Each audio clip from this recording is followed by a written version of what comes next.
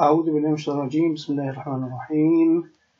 I bear witness and testify that there is no deity worthy of worship except Allah, Elohim, Yahweh, Jehovah, without a partner, without a son, without a father, and I bear witness and testify that Muhammad, Jesus, Moses, Abraham, and Noah are his prophets and servants and messengers. May the peace and blessing of Allah, the Almighty Allah, be upon them all. My dear brothers and sisters in Islam, Assalamu alaikum wa rahmatullahi wa barakatuh. My dear brothers and sisters in humanity, Assalamu alaikum. As usual, I greeted you the way we Muslim greets, and that is sending peace upon all of you. Today we are going to tackle a new book of the Bible, the fifth book, the book of Deuteronomy. We go straight to it without further ado. Right in here, I wanted you only to highlight this and come back to it later. Of course, as usual, I show you where I'm getting all this. Deuteronomy Chapter 2, it's the wandering people in the wilderness. And of course, in here, who's talking? It's Moses talking. God telling him, and the Lord said to me, don't do this and don't do that and go this way and go that way. It is funny that the Lord told Moses not to take the land of the descendants of Lot. The descendants of Lot, as we all know, are of course from where? From the incest that happened between the two daughters of Lot when they got him drunk and slept with him in turn, and then they got pregnant. So they're children, they're all children of incest. So God here is protecting them. I don't know why, but you know, this is the God of the Bible. He's allowed to do anything he wants, including destroying people to the last. Oh, destroy. Speaking of destroying, look. So he sends the people, the descendants of Esau. You guys all know who Esau is. To destroy the Horites. Now these Horites people were peacefully living in their land, but the Lord of Israel, of course, he is a loving God, so he sent the descendants of Esau, drove them out, and they destroyed them, of course. Oh, and by the way, for those who do not know who Esau is, he is the first son of Jacob. No, the first son of Abraham, sorry. He is I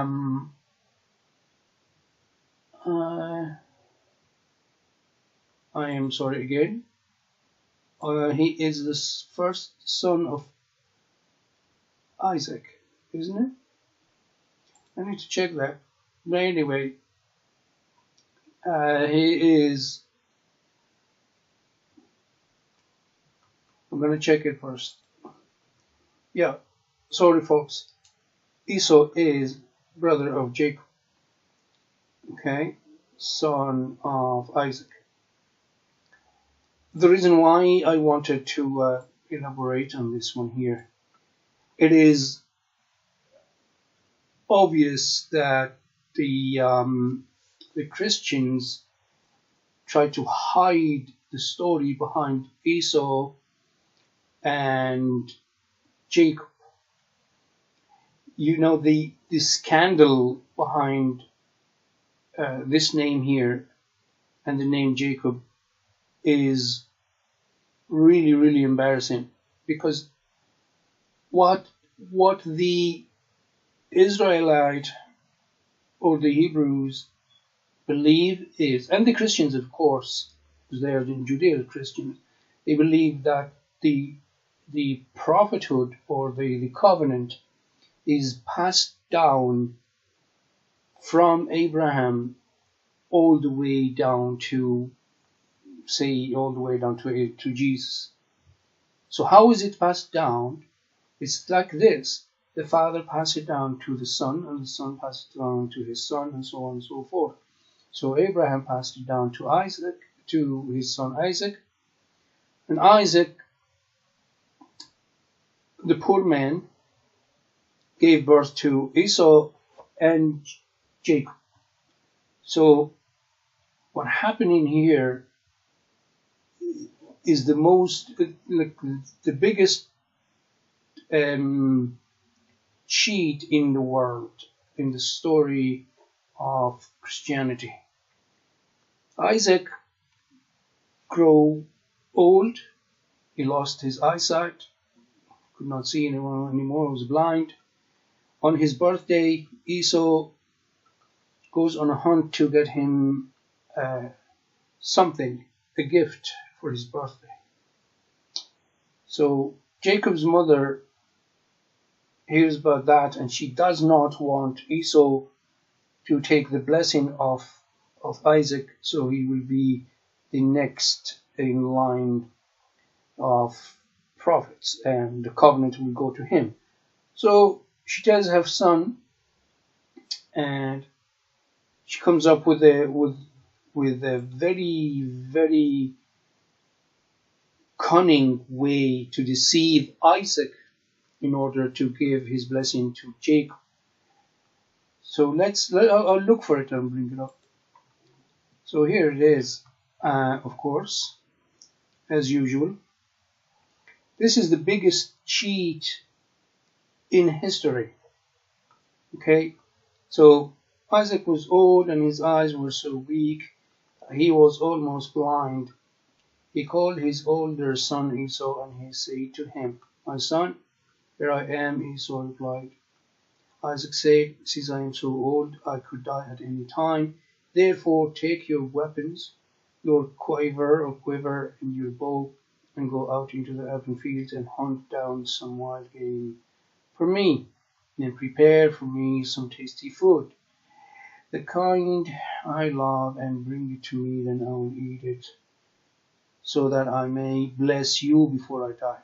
You see, Isaac was going to bless Esau.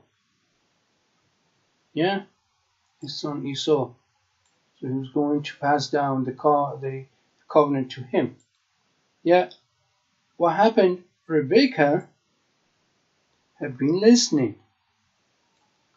Of course, this is what she did, eavesdropping, while Isaac spoke to his son Esau. When Esau went out to the open fields to hunt down some wild game and blah blah blah blah blah, Rebecca did what? Run to her son. "Look, I overheard your father tell your brother Esau, bring me some wild game and prepare for me some tasty food. And I will do what?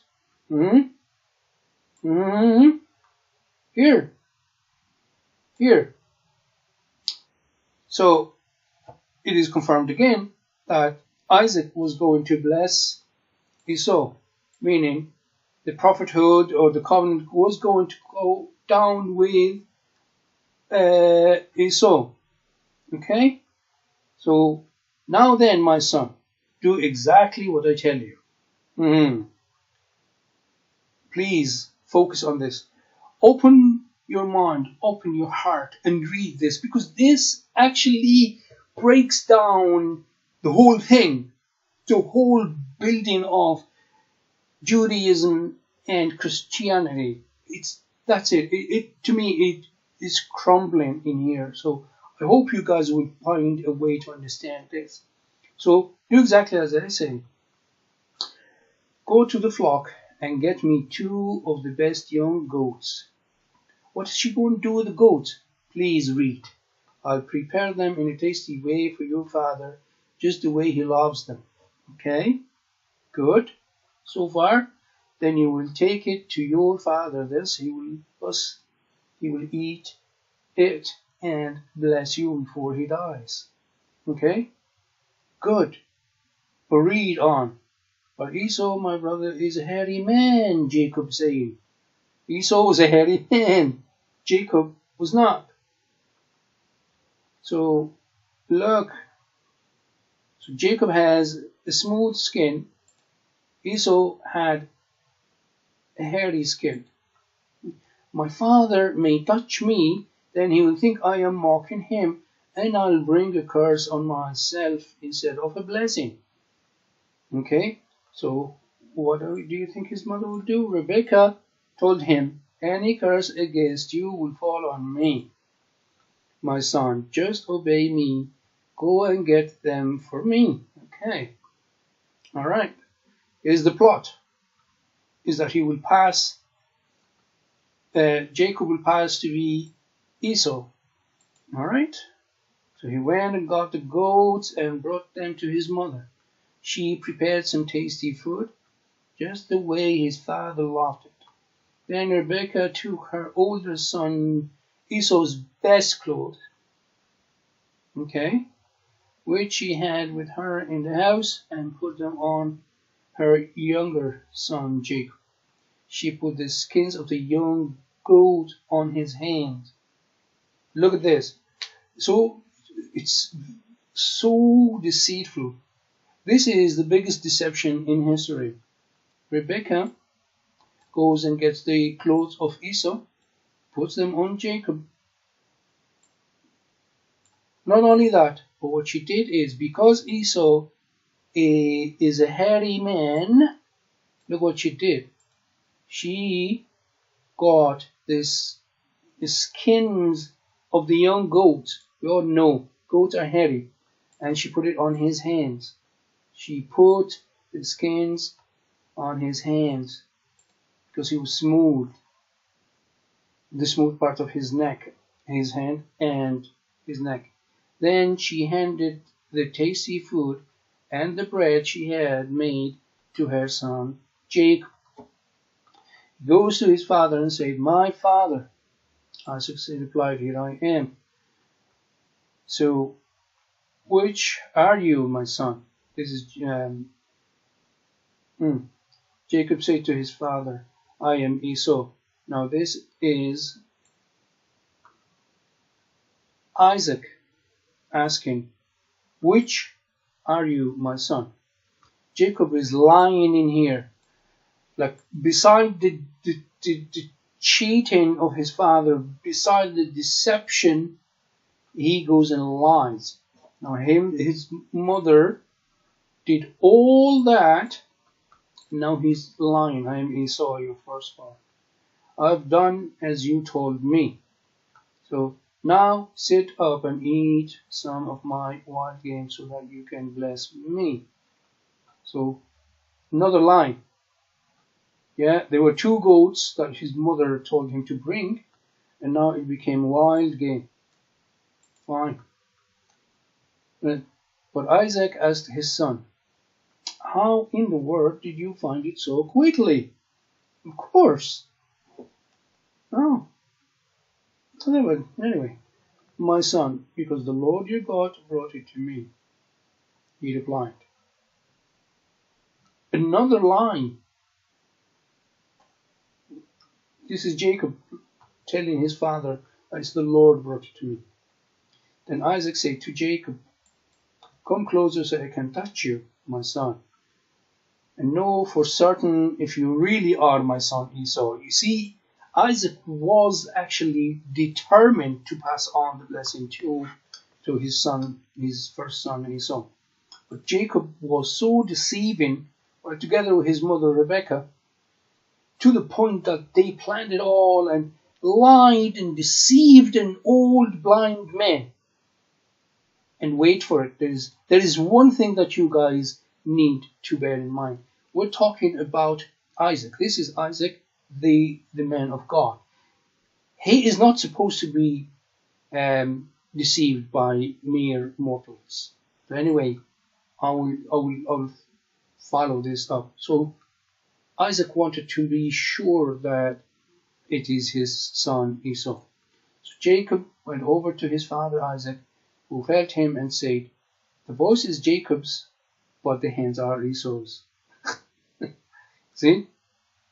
Though even an old blind man, but still he could make a difference between Jacob's voice and Esau's voice. But the hands, because they had the skin of the goat on them, so he's saying their hand. So he did not recognize him because his hands were hairy like his brother's Esau's hands. So Isaac blessed Jacob. Now this blessing, this covenant being passed down by Isaac to his son Jacob is a fraud. Okay? Therefore, everything after that is a fraud. I just don't want to be saying that even Isaac here was a fraud. Because he's a man of God. How could he be deceived? You can't deceive God. Like God, if it was true, God will I don't know, send him a message, send him an angel, or reveal to him that you are actually doing something wrong. You have been deceived by your own son and your own wife. Anyway, then he asked, are you really my son Esau? And then Jacob again, lie, I am, Jacob replied. Look how many lies, deceptions, lie, deceptions. Isaac said, bring some of the wild game for me to eat, my son, then I will bless you. So Jacob brought it to him, and he ate it. He also brought him wine, and Isaac drank. Then his father Isaac said to him, come here and kiss me, my son. So Jacob went over and kissed him. When Isaac caught the scent of his clothing, he blessed him, saying, the clothes, of course, we know, as Rebecca did up there. She got the clothes of here, Esau's best clothes, and she gave them to Jacob. So in here, when Isaac smelled the smell of Esau on his clothes, then he blessed him. Wrongly, of course, an old blind man. Yes, my son smells like the scent of an open field, and he started saying the poem. Yeah, okay. All that, you guys can read. Please read the Bible that you believe that it's the word of God. It's full of cheating and full of deceptions, full of lies, full of, oh my God. Okay, I'm tired. I'm not going to read beyond that. I'll just leave it to you guys. So, where are we reading? Genesis chapter 27.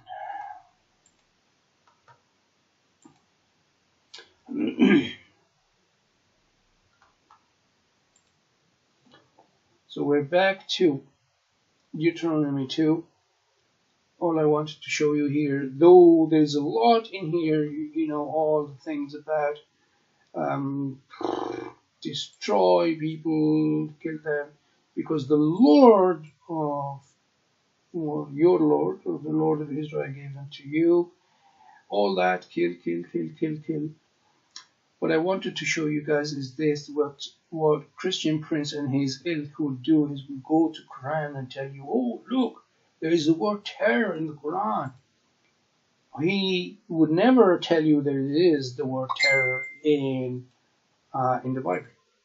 Yeah, all nations are under heaven. This Lord of yours, has this very day I will begin to put the terror and fear of you on all the nations under heaven. Like in the Quran, it says only those who are fighting you. Yeah, but in the Bible it says nations. Oh, all the nations under heaven. And that's exactly what the Zionists are doing. But I'll leave it to you guys. So,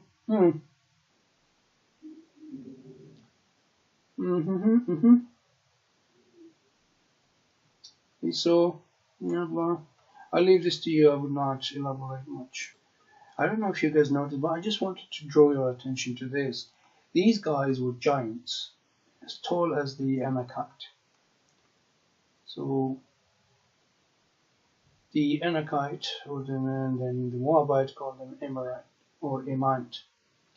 Horites used to live in Seir or Seir, but the descendants of Esau drove them out. They destroyed the Horites. Now these people they were living in this Seir or Seir, yet the descendant of Esau came and they destroyed them. Why, like? Why?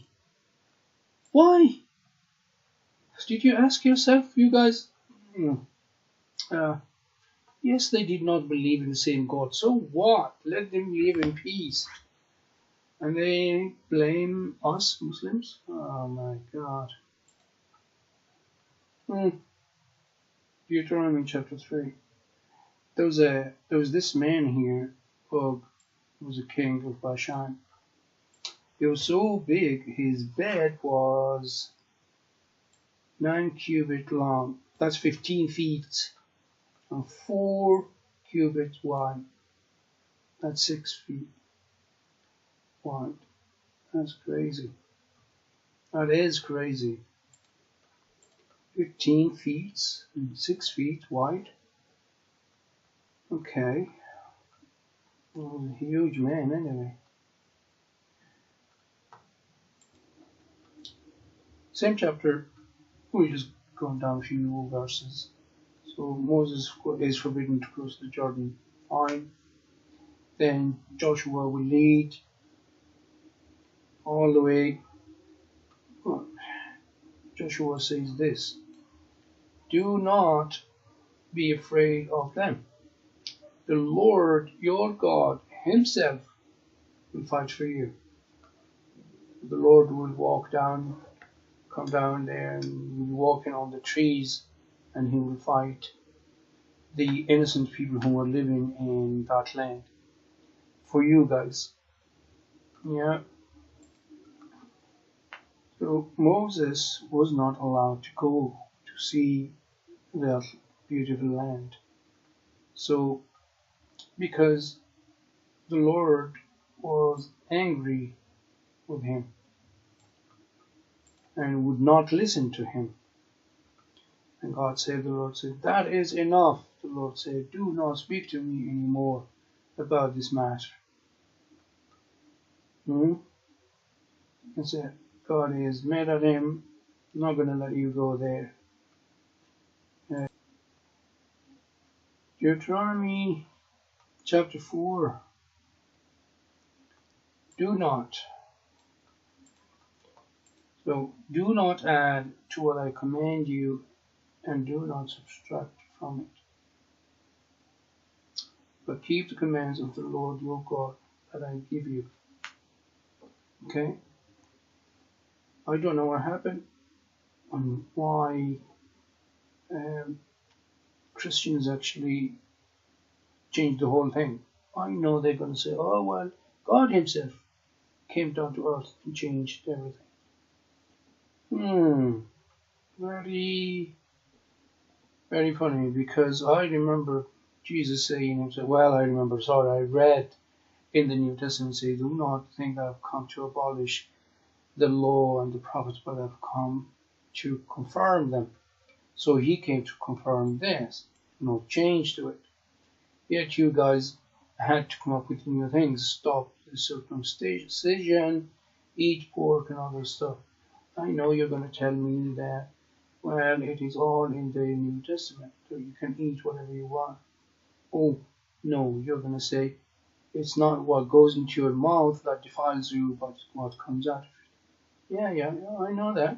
But what makes you think that it's about food? What makes you think it is about food? But I will get to that later. I want to elaborate on it now. Where are we here? Deuteronomy Chapter 7. Let me show you. What drew my attention is this bit here. So you'll be blessed more than any other people. Hmm. Okay. None of your men or women will be childless. Okay. Nor will any of your livestock be without young. Okay. The Lord will keep you free from every disease. Okay. So none of the Jews will be will suffer from infertility, not even their livestock. And they all have children. There will be a lot of them. Yeah. They will have no disease. They will not be sick at all. This is nice. Okay. Hmm. But what he will do instead, he will inflict them on all who hate you. Hmm. Very funny. So this God here, the God of love, will not uh, cause the Israelites to be sick, but he will cause the others to be sick only because they hate them. Hmm. You must destroy. Oh my God! You must destroy all the peoples the Lord your God gives over to you. This is an order, an all open order to kill people, innocent people who had nothing to do with God or with His chosen people. Do not look on them with pity. Have no pity. Yeah, be pitiless, of course. This is the word, the God of love that you guys preach. And do not serve their gods, for that will be a snare to you. Hmm. Okay. The the Jews will be saying to themselves, "Oh, these people are stronger than us. How are we going to do that? How are we going to drive them out? Oh, easy. Look the Lord is going to be doing. The Lord will send the hornet among them until even the survivors who hide from you have perished." Hmm. Hmm. This is the God of love is going to send the hornets. These hornets are going to kill everyone. Everyone. And of course, your Lord, again, the Lord of God, the Lord or the God of love will drive out all those nations, little by little, of course. He will allow you to eliminate them. Hmm. Yes, of course. And the Lord, your God, will deliver them over to you until they are destroyed. Yeah, you will destroy them. Hmm. Okay. Man, your God of love is amazingly bloody. Hmm. Deuteronomy chapter 12. I need to show you guys. Here, chapter 12. So all talking about how to worship. But then, you go towards the end here. The Lord your God will cut off before you the nations you are about to invade. You're about to do what? Invade and dispossess. Take everything they have. But when you have driven them out and settled in their land, so what you do is you're going to invade them, take their land, and settle down. Okay? And after they have been destroyed before you, wow, this is a bloody loving God. Okay? But then, again, a reminder that they should not be changing the add or subtract to the commands. Okay, so do not add to it or take away from it. I wonder how come they don't stone the Christians that do not do that anymore.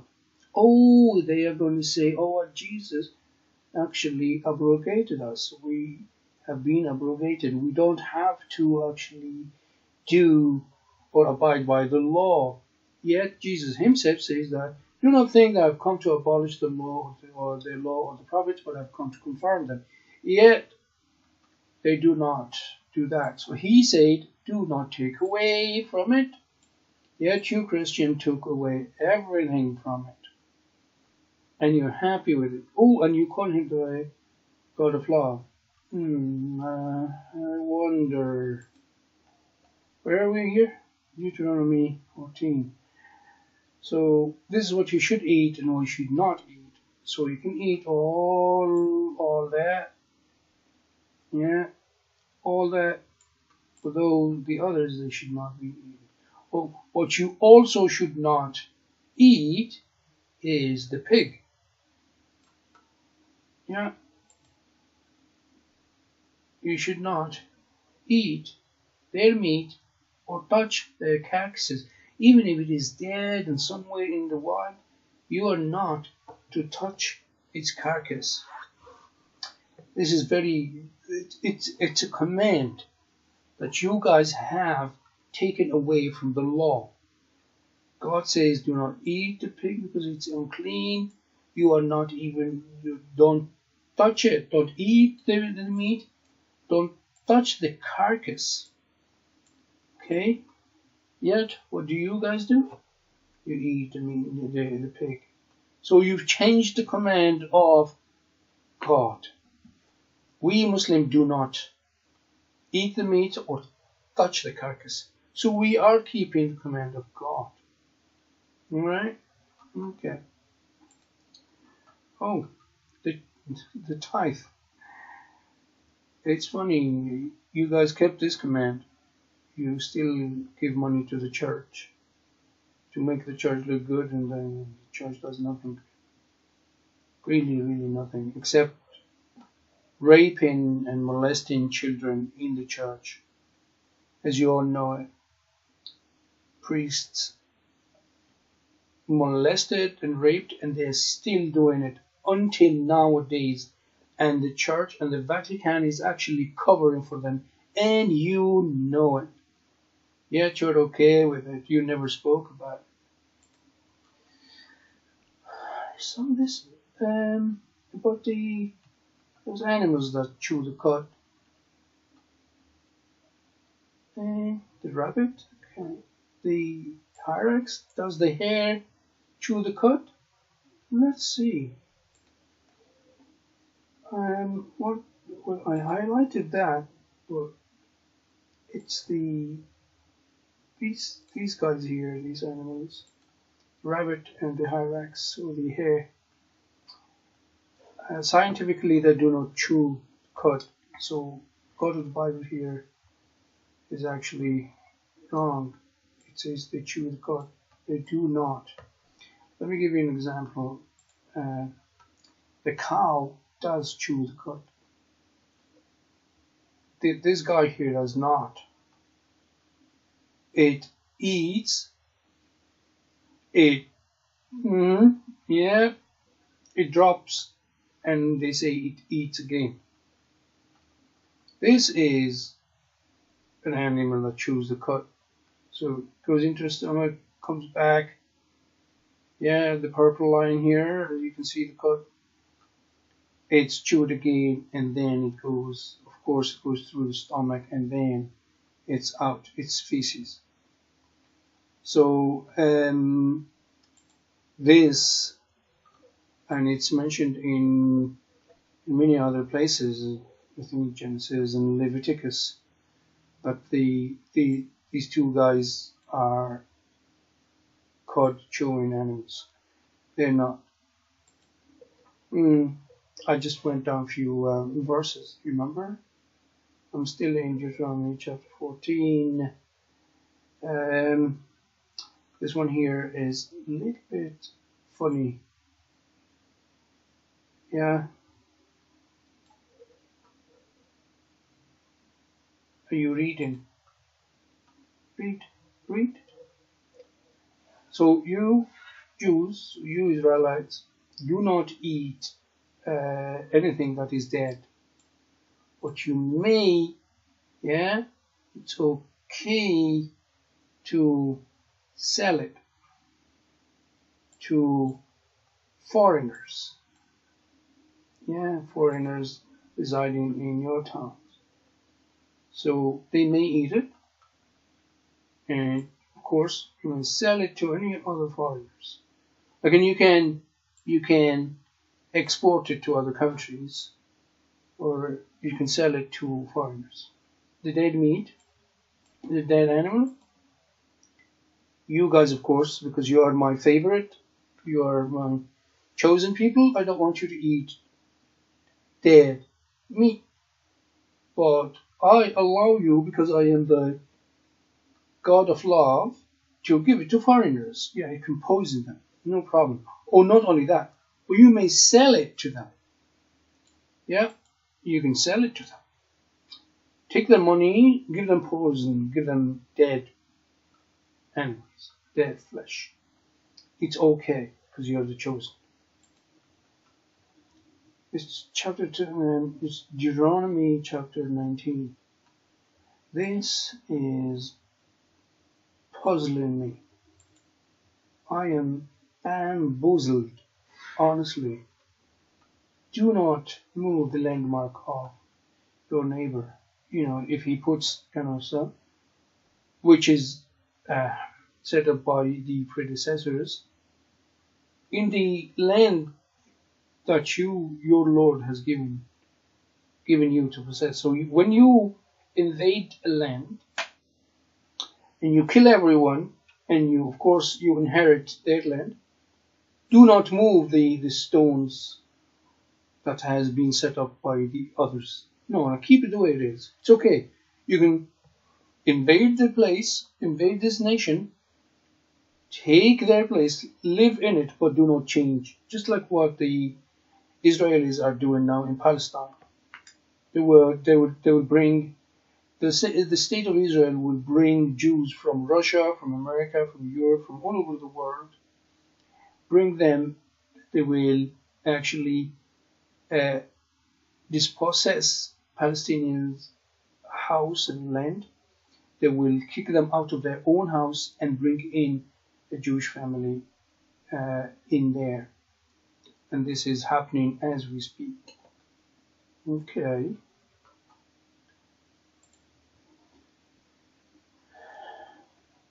In chapter 23, I will let you decide whether you want to read or not. So you're not allowed to enter the assembly of the Lord. Like you cannot enter the church or the synagogue if you have these two things. Yeah? You all know what is that. Or this. You know that. Okay. So if you are not perfect, you do not enter. Okay. But it's not only about that.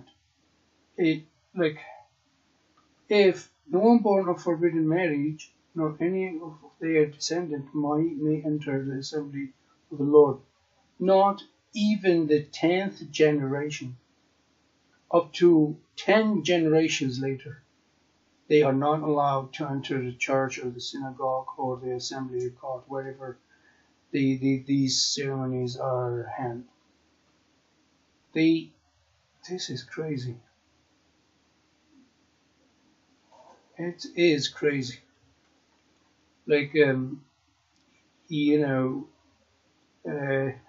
Born of a forbidden marriage, or someone who does not know his father, is like what they call a bastard nowadays.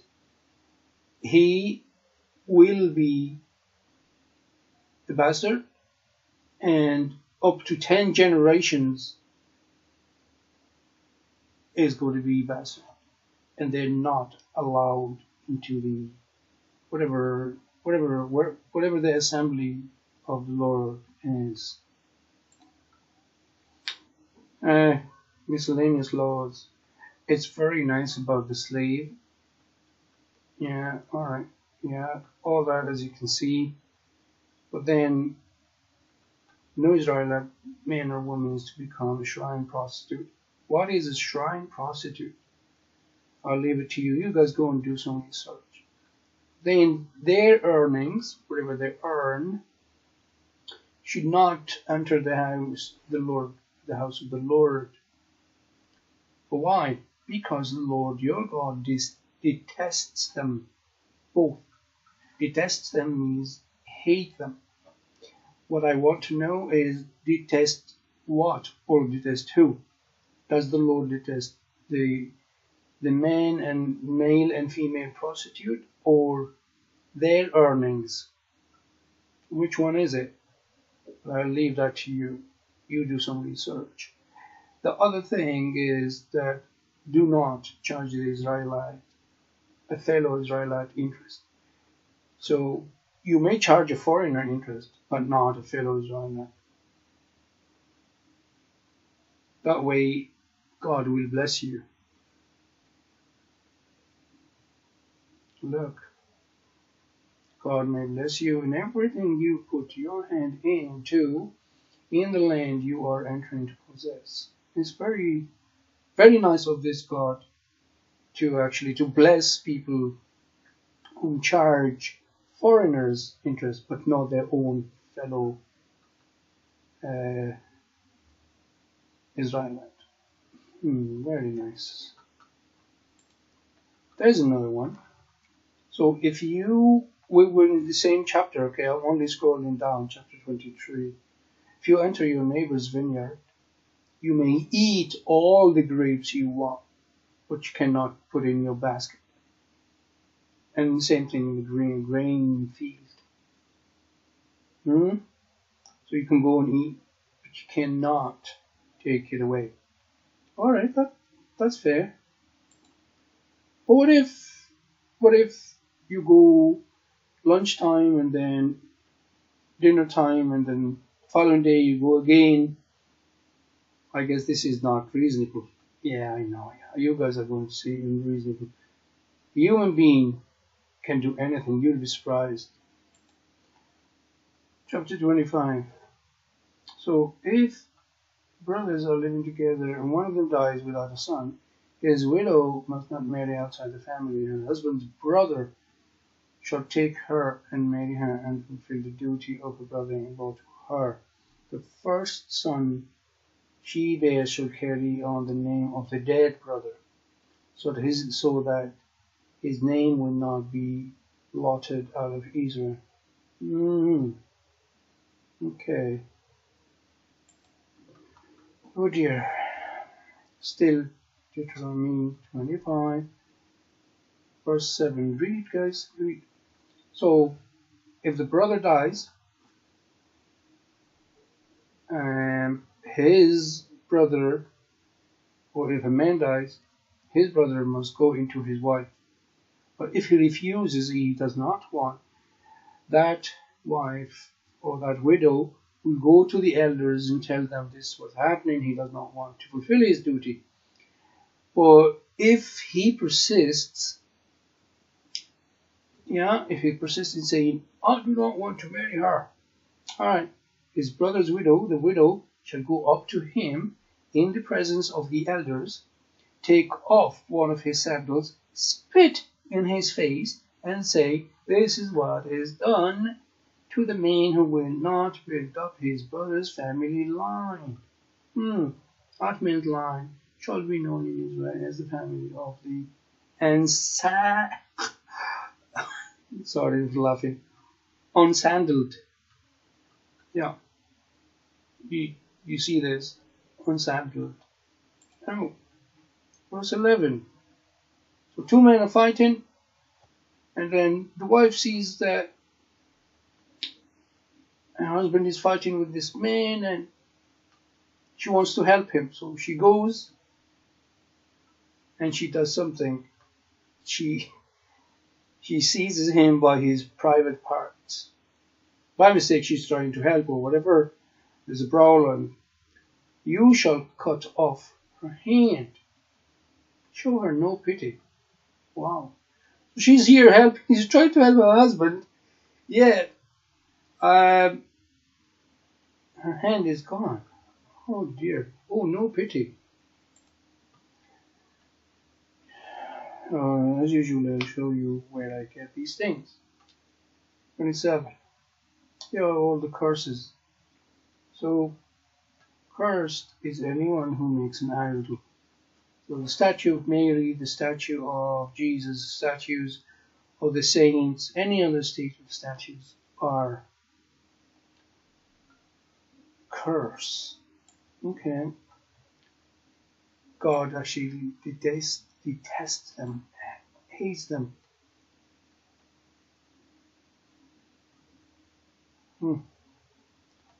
And all the people should say amen. Cursed is anyone who dishonors their father or mother.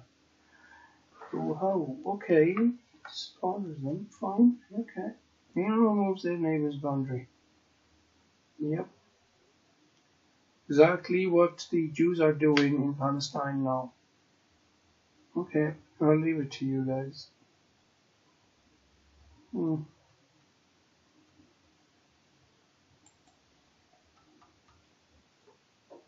Cursed is anyone who sleeps with his father's wife. You guys know the story. Reuben sleeping with his father's wife. Reuben, the first son of Jacob, sleeping with his father's wife. So, here, you can see yourself. I'm not gonna. Reuben slept with his father's wife. Concubine, Bilhah, still his father's wife. We were talking about the cursed things.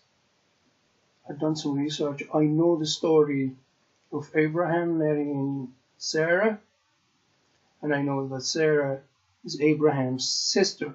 So, in here, cursed is anyone who sleeps with his sister, the daughter of his father, or the daughter of his mother.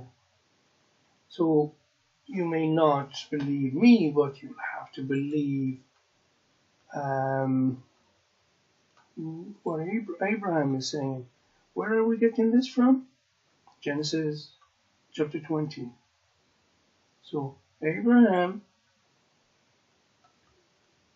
replied, and you could read the whole thing yourself and you'll see that.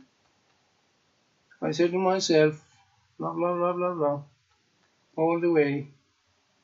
Beside, she really is my sister, the daughter of my father, though not of my brother, of my mother. So she is the daughter of his father, but not the daughter of his mother. So Abraham, according to the book of Genesis, who had his sister from his father as wife, is cursed as stated in the book of Deuteronomy Chapter 27 verse 22. I don't need to give you, you know already there's a lot of incest in the Bible, but this is the worst thing, his own sister. So Abraham is one, Lot is two, Reuben, son of Jacob, and many others, and I will show you all that as I move on to other books. As you can see, we're in chapter 31. So Moses is not going to cross what is this thing. The Lord your God himself will cross over the river Jordan ahead of you. So God will cross the river. It's amazing. He will cross the valley and the river Jordan can go to the other side, what's going to be doing? Oh, look, he will destroy these nations before you. Oh my God. He will destroy them. He will take their land. And then Joshua will cross ahead of you. So the first one to cross will be the Lord. Then Joshua. Of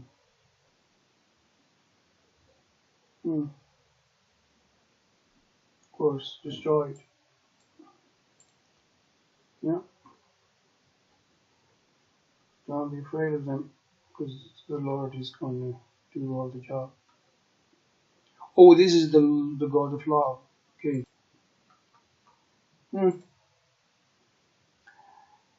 Moses can no longer lead. He's no longer good. He's 120 years old and he cannot lead anymore. Yet Deuteronomy chapter 34, verse here, these verses 7, verse 22 to 120, but his eyes and his strength were not gone. He was still good. Oh, but he died. And he knew when he's going to die. Because if he died, then when did he write the book of Deuteronomy? I thought he did write the book of Deuteronomy. And in here he's writing about it in his book that he wrote. Okay, we'll pass this. But, it's a God of the Bible. I thought unicorns were just a myth. But here's the Bible. Look at Deuteronomy in chapter 33. We've got this. Showing you chapter 33.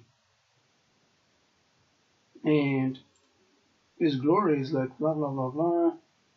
And his horns are like the horns of unicorns. Okay. And shall push the people together to the ends of the earth. There is an end to the earth? I thought the earth is... Oh my God. If it is sickle or whatever shape that is, you can't. It's round. It's like it's a globe. It doesn't have any end. It will always be there.